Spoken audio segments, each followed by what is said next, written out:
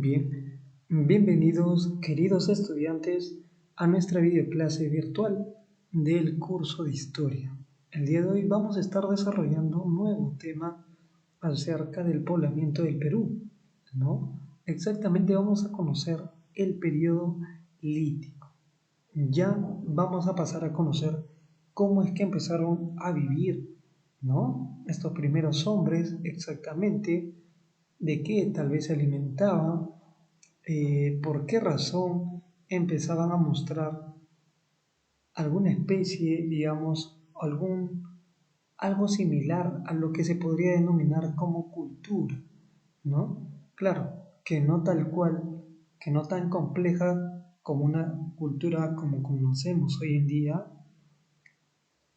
pero sí vamos a entender parte de su forma de vida, ¿no? Para ello vamos a pasar a conocer el poblamiento del Perú y para ello tenemos aquí lo siguiente, ¿no? Esta premisa. Con la llegada al territorio andino de los primeros hombres, se inicia el poblamiento del actual territorio peruano, el cual culmina con el inicio del proceso de domesticación de animales y plantas. A esta etapa se le denomina periodo lítico, ¿no? Entonces vamos a ver cómo el inicio de este proceso de domesticación de animales y plantas se le denomina periodo lítico. Profesor, ¿qué será el proceso de domesticar? Ajá, en pocas palabras, domesticar vendría a ser similar a lo que es la ganadería. Conocer cómo se desarrolla, cómo vive, cómo se alimenta, cómo se reproduce algo en general, algún ser vivo, ¿no? En este caso un animal. En el caso de que fuese una planta, sería pues a través de la agricultura, ¿no? Conocer parte de sus utilidades, funciones, ¿no? Usos medicinales, alimenticios, etcétera. Bien, entonces pasamos a ver lo siguiente, ¿no? Cómo es que ellos, ya como lo mencioné hace un momento, empezaron a mostrar algunos cambios, ¿no? Empezaron a tal vez reunirse en más de dos personas, en cuántas personas es que andaban, si andaban en grupos o no, ¿no? Entonces, digamos que ya iban a mostrar parte de un comportamiento colectivo a lo que, como les mencioné hace un momento, se le denomina hoy en día cultura, ¿no? Pero en este entonces vamos a ver cuál fue, ¿no? Periodo. Este periodo nos habla de lo siguiente, ¿no? Para poder entender cómo es que pasaron al periodo lítico, debemos también conocer el medio geográfico en el Pleistoceno andino. El territorio andino atravesaba por temperaturas excesivamente bajas, que generaron sucesivas glaciaciones. A este periodo climático se le denomina Pleistoceno, es decir, en pocas palabras, la zona andina o la sierra, como se le conoce también, ¿no? Mal llamado sierra, pero bueno, se le conoce también así, es que aquí, mejor dicho, existían temperaturas excesivamente bajas. Y debido a las condiciones climáticas del Pleistoceno, que eran estas olas de hielo, ¿no? O eras de hielo, es que el espacio territorial que hoy ocupa el Perú era muy diferente, ¿no? Así es, solo por estar en pocas palabras congelado es que el espacio territorial o el territorio del Perú era diferente. Entonces tenemos aquí la costa. En la costa nos dice que el mar se había retirado varios kilómetros, así es, hacia adentro, sí, hacia adentro, ¿no? Así como muchos, hoy en día se habla de que el mar se ha retirado, es decir, en pocas palabras, se ha recogido para poder, pues, a veces levantar una ola mayor. Entonces, en la costa, en ese entonces, el mar se había retirado varios kilómetros, ¿no? Entonces teníamos una costa más ancha y con más playa, ¿no? Y por supuesto también teníamos la gran cantidad de lomas. Esto iba a generar que, esto por ejemplo es un espacio de lomas. Profesor, ¿esto se encuentra en la costa? Sí, ¿no? Y por supuesto, tal vez hoy en día, ¿quiénes viven en la costa? ¿Quiénes viven? Ah, claro, cada uno de nosotros, ¿no? Diferentes personas, hay diferentes distritos que hoy en día se asientan en lo que antes fue pues también una loma, ¿no? Es más, sin ir muy lejos, ¿cómo se llama la avenida que te deja cerca al colegio? Avenida Las Lomas. ¿Cómo se llaman las lomas que se encuentra cerca donde está la institución educativa? Lomas de Mangomar. Y si descubres un poco más, te darás cuenta que en la costa, solamente aquí en Lima, aquí dentro de Lima, hay muchas otras lomas. Bien, entonces vamos a entender esta primera parte, ¿no? Que en la costa había territorio y espacio para poder, pues, vivir. Y había recursos, miren, estaba todo verde, ¿no? ¿Dónde está que la costa era desértica? Ah, bueno, eso debemos entenderlo que también la gran cantidad de lomas que había era por el factor de neblina, de niebla. Sin la neblina o sin la niebla eh, había ausencia de humedad, por lo tanto no podía despertar esta vegetación. Y ahí sí podemos hablar que era más desértico, ¿no? Pero bien, esto iba a beneficiar a los primeros hombres. Por consiguiente, en la sierra se encontraban con una vegetación escasa, ¿no? Debido a que estaba cubierto de hielo y la nieve comenzaba solamente desde los 3.800 metros. Es decir, hasta parte de Lima podía observar lo que eran nevados desde Lima. ¿Te imaginas eso? Observar nevados desde Lima. Entonces, sí, ¿no? Sería algo grandioso. Pero bueno, era algo que antes se daba, que hoy en día no. Por ende también, pues, el que no hubiera del todo derretimiento de hielo o de ríos, no podía generar pues la formación de valles, ¿no? Por lo tanto, todavía no se podía asentar del todo en esta zona andina, ¿no? Y bueno, luego la selva era una extensa llanura. Profesor, se confundió de imagen, dirán algunos. No, así es. Era una extensa llanura, es decir, un espacio llano, plano, ¿no? Presentaba escasa vegetación. Aquí estamos simulando, ojo, cómo hubiese sido, ¿no? Y era muy distinta a su geografía actual. En ese entonces era todo al revés, digamos. La zona de la selva no presentaba vegetación mientras que la costa sí, ¿no? En la costa se podía, digamos, hasta talar árboles, pero en la selva no. Entonces hubo un gran cambio, ¿no? Bien, ahora, acá nos vamos a pasar a hablar acerca de la megafauna del Pleistoceno. Durante el Pleistoceno, que es la época de hielo, ¿no? En el territorio andino era posible que los hombres se encontraran con animales de gran tamaño que recibían la denominación de megafauna, ¿no? Mega por lo grande y fauna de animales como cuáles, ¿no? El tigre, dientes de sable, como aquel personaje que aparece, ¿no? En la era del hielo. Así es, tiene un porqué. Era justamente el tigre, dientes de sable. Luego tenemos el mastodonte, ¿no? El mastodonte. Luego de tener al mastodonte, tenemos también al megaterio. El megaterio, por supuesto que sí, ¿no? Luego la paleollama, que bueno, aquí no está en imagen, la paleollama, y el glictodonte, ¿no? Por aquí arriba también tenemos al glictodonte. Estos eran algunas de las especies que conformaban la megafauna, ¿no? Y sobre todo estaban pues por la zona andina, donde todavía se mantenía el congelamiento de este lugar, ¿no? De hielo en pocas palabras. Ahora, el modo de vida de los primeros habitantes, ¿cómo fue? ¿No? Los primeros hombres, para obtener sus alimentos y sobrevivir, se agrupaban en bandas conformadas por 25 individuos. Así es, por 25 individuos. ¿Cómo se llamaba este grupo? Bandas, ¿no? Y no, no es que tocaran algún instrumento o que cantaran algo similar, no. Se les denominaba bandas. Ahora, se desplazaban de un lugar a otro en búsqueda de sus alimentos. y espacios con un mejor clima, es decir, eran nómadas. En este entonces iban solamente recolectando, ¿no?, sus alimentos, y cuando ya no habían tenían que ir hacia otro lugar a seguir recolectando más alimentos y en búsqueda de un mejor clima.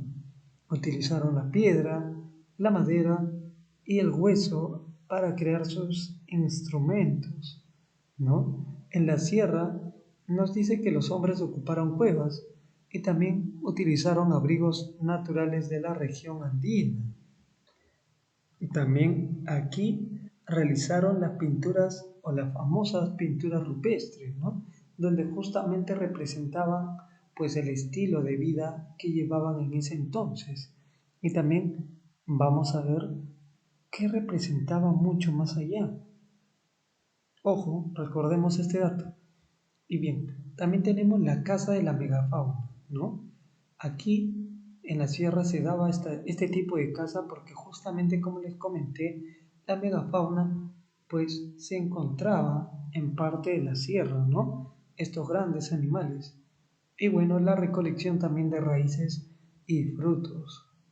Mientras que en la costa se daba en las lomas la recolección de vegetales y cazaban animales, ¿no? Y bueno, luego también se daba la pesca y la recolección de productos marinos. Esto lo vamos a ver mucho más a fondo. Ahora, pasamos a ver cuáles fueron los principales vestigios, ¿no? Los arqueólogos hallaron los principales vestigios en Pacaycasa, en Paijá, en Chivateros, en Toquepala, Lauricocha, ¿no? Entonces vemos o vamos a ver rápidamente los siguientes. En Pacaycasa, la cueva de Pacaycasa está ubicada en la región de Ayacucho y en realidad hoy en día es un lugar muy turístico también que pues aquellos que les gusta visitar parte histórica logran llegar hasta ahí. El arqueólogo Richard Masneish encontró diversos utensilios de piedra e indicó que datan del Pleistoceno, de esta edad de hielo, ¿no? Encontró huesos de megaterio, perezoso y caballos, ¿no? Y son considerados los vestigios más antiguos, ¿no? Es decir, los restos más antiguos. Bien, entonces vamos a pasar a ver lo siguiente, ¿no? Pero recordemos también que, ¿por qué? ¿Por qué se indicó que datan del Pleistoceno? Porque justamente se encuentran huesos de megaterio, ¿no? Es decir, de la megafauna. Si hablamos de la megafauna, estamos hablando de el Pleistoceno. Si hablamos ya de paleoyamas, entre otros, estamos hablando ya de la edad de piedra, ¿no? Bien, entonces, pasamos a ver parte de Paiján. Nos dice que fue encontrado por Claude Chauchat en la región de la Libertad. Los instrumentos líticos de ese entonces eran llamados puntas de Paiján, ¿no? Porque también fueron utilizados como arpones para la pesca. Recordemos que estaba situado en la costa, ¿no? En la costa. Y se alimentaban del mar, exactamente de lornas, corvinas y cocos. Y del lado de la costa, es decir, no del mar, de la costa, se alimentaban de los frutos del algarrobo y también de lagartijas, ¿no? Los restos óseos humanos encontrados en Paiján son los más antiguos del Perú, ¿no? Vamos a conocer por qué tal vez los restos óseos, en algunos casos mencionaban tal vez que era alargado o que no habrá sido alargado. Ajá, ¿no? Debemos entender esto. Pues no, ¿no? En realidad no es que iba a tener una diferenciación mayor, pero sí vamos a ver ahora más adelante tal vez o no. Así que estén atentos acerca de qué restos sí tal vez presentaban un cráneo más alargado. ¿M?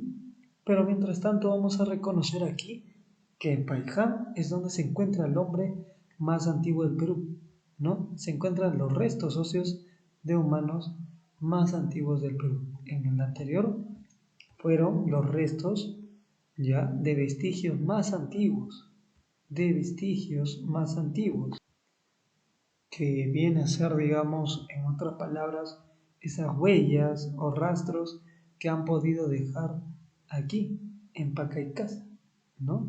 En Paca y Casa. Entonces, pasamos a ver, ya vimos Paijá, ¿no? Con los restos de humanos más antiguos. Ahora vamos a ver chivateros, ¿no? Héctor Lani encontró vestigios cerca del río Chillón. Río Chillón, profesor, ¿no es el que está aquí en Lima, muy cerca? Claro que sí. Diversos vestigios líticos, ¿no? Es decir, en este caso, herramientas halladas líticas son parte de lo que se consideró un taller, donde se elaboraron instrumentos líticos, ¿no? A base de piedra, como hachas de mano y puntas de lanza. Entonces, miren lo interesante que puede resultar, ¿no? Considerar que, pues aquí hay justamente instrumentos elaborados, pero en un gran taller, ¿no? Entonces, el taller lítico nos dice que data del año 8400 a.C., siendo los primeros en desarrollar una industria lítica. Por eso es considerado el primer taller lítico del Perú. El primer taller lítico del Perú, ¿no? Aquí pues llegaban diferentes hombres de las zonas costeras, posiblemente a obtener mayores instrumentos de caza que se podían elaborar, ¿no? Entonces pasamos a ver a Toquepala, ubicada en las alturas de la región Tacna. Miomir Bojovic encontró pinturas rupestres que datan del año 7600 a.C.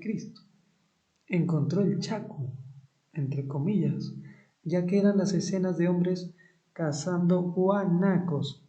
Guanacos, ajá, ya no se está cazando un glictodonte. No, ya no estamos hablando de megafauna, estamos hablando de guanacos, paleoyamo. Entonces sabemos que estamos ya en la edad de piedra, ¿no? Ya no estamos en la era del Pleistoceno. Bien, la finalidad de las pinturas era tener buena cacería. Así es. Y esta era muestra de religiosidad, ¿no? Utilizaron tintes de color rojo, amarillo, negro, verde y blanco.